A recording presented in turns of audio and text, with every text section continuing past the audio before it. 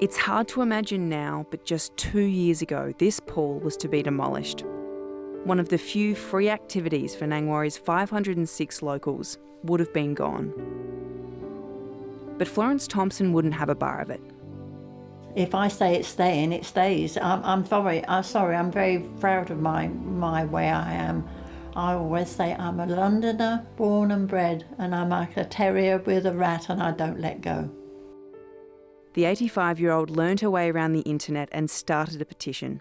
We raised $72,000, and I say that with pride, because it was hard work, but boy was it worth it. It's been a tough year for Nangwarrie. Last Christmas, the mill closed, taking with it the last 26 jobs from a once 600-strong workforce. In February, the town's social hub, the footy club, was burnt down, targeted by arsonists. Now, the primary school is on the verge of losing its kindergarten. It had 3 students this year and had 6 enrolled for next year, but has been told that doesn't meet requirements. It is frustrating because once you lose something, it's really hard to get it back. The nearest preschools are 12 and 20 kilometres away and can't be accessed by bus. For next year, we've pretty much resigned ourselves to the fact that we are not going to have a kindy, and we will just fight to try and get it back the following year.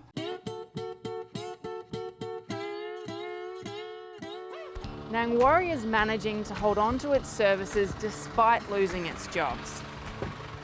But just 5 minutes down the road, in another timber town, the people of Tarpeena, they're facing the exact opposite conundrum.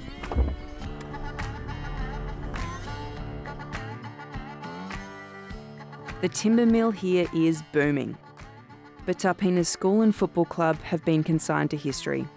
The town still has a post office, general store, and a meeting place. The thing is, they're all run from the pub.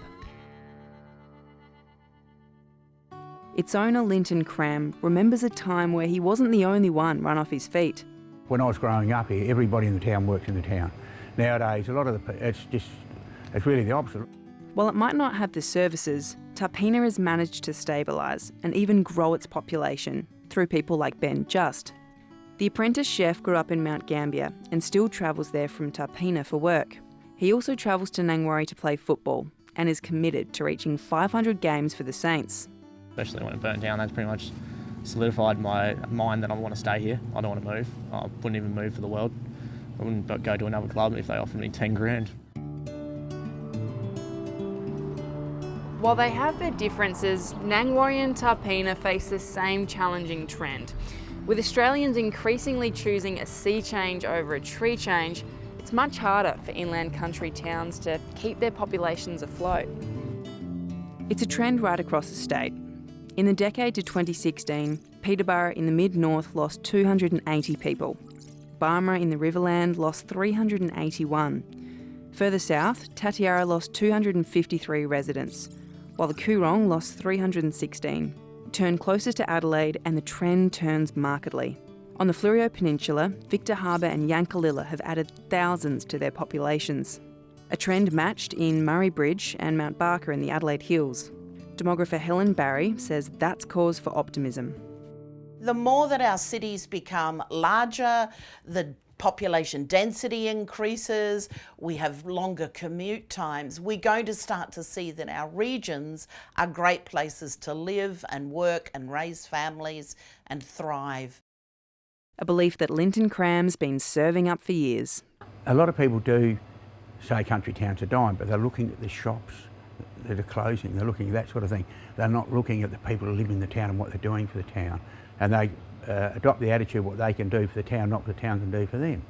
And I think that's why it's good living in a country town.